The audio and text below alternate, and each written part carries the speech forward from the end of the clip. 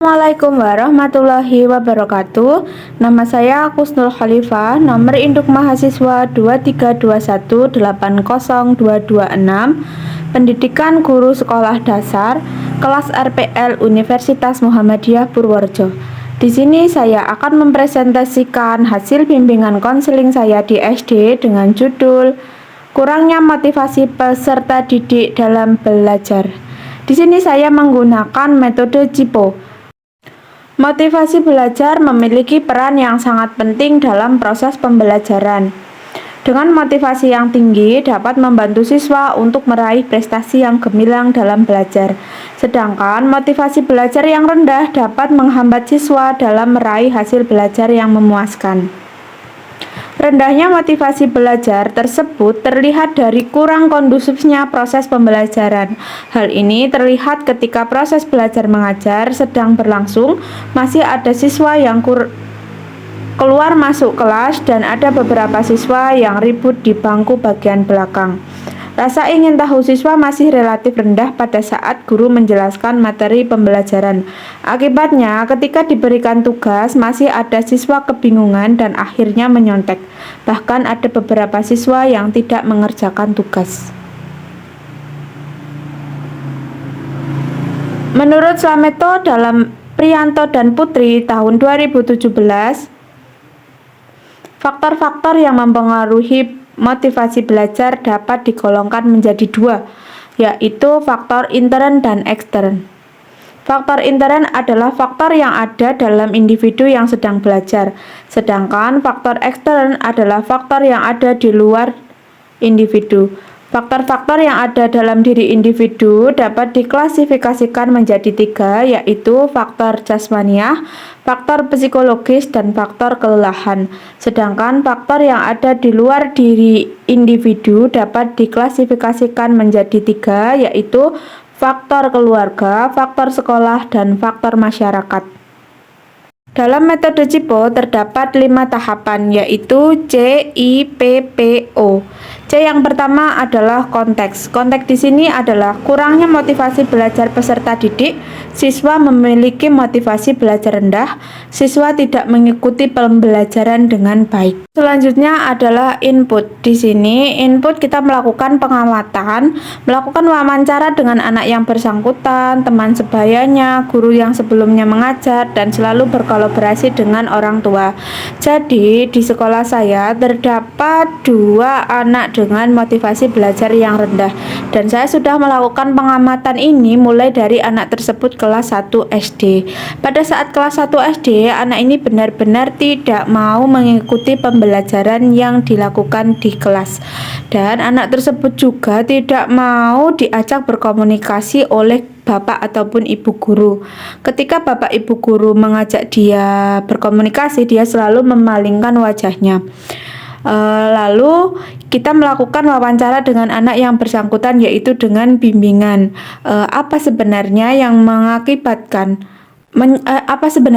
menyebabkan anak tersebut tidak mau masuk kelas, tidak mau mengikuti pembelajaran, dan lain sebagainya.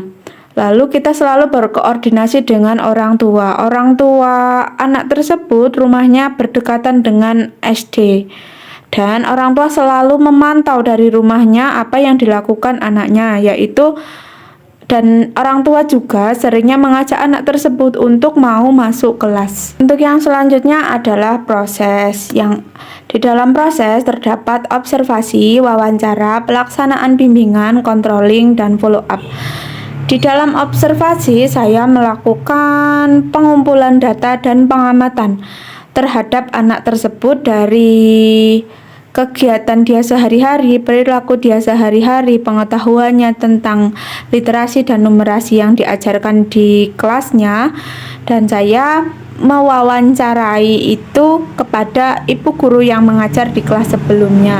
Saya juga melakukan wawancara kepada anak.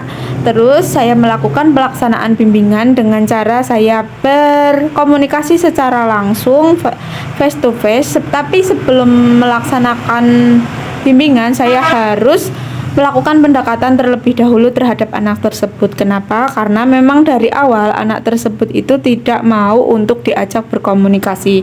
Jadi karena sekarang dia sudah di kelas 2, bagaimana caranya saya menciptakan pembelajaran yang menyenangkan agar anak tersebut mau menerima saya sebagai gurunya. Setelah anak tersebut mau menerima saya menjadi gurunya, kita melakukan pembelajaran yang menyenangkan dan menarik di kelas, maka saya melakukan bimbingan dengan memberikan motivasi dan nasihat-nasihat kepada anak tersebut untuk melaksanakan pembelajaran dengan baik di sekolah. Mulai dari mengikuti aturan-aturan yang ada di sekolah, pembelajaran yang ada di sekolah, juga hubungan dengan teman yang baik. Setelah kita melakukan pendekatan dan anak tersebut sudah nyaman untuk berkomunikasi dengan kita, maka kita harus selalu mengontrol. Mengontrol itu dari pihak sekolah, dari dibantu oleh kepala sekolah, dan juga kita harus mengontrol itu ke orang tuanya agar orang tua juga memberikan semangat, memberikan motivasi dan dorongan pendampingan agar anak tersebut tetap sesuai dengan yang kita arahkan, yaitu semangat dalam belajar. Cipo yang selanjutnya adalah produk. Jadi agar anak dengan motivasi belajar rendah dapat meningkat semangat belajarnya sehingga akan mendapatkan hasil belajar yang lebih maksimal. Anak-anak secara bertahap terjadi peningkatan dalam mengikuti pembelajaran baik di rumah maupun di sekolah secara signifikan. Jadi anak-anak dengan motivasi belajar yang rendah, setelah dilakukan bimbingan, setelah dilakukan pendekatan, setelah kita evaluasi sebenarnya apa penyebab dari rendahnya motivasi belajar anak tersebut, dan sekarang ini anak tersebut sudah mengikuti pembelajaran dengan baik. Cara yang saya lakukan adalah dengan menciptakan model pembelajaran yang menyenangkan, memberikan mereka reward. Tahapan Cipo yang terakhir adalah outcome. Outcome adalah siswa mulai terbuka dan mau berkomunikasi dengan guru kelas.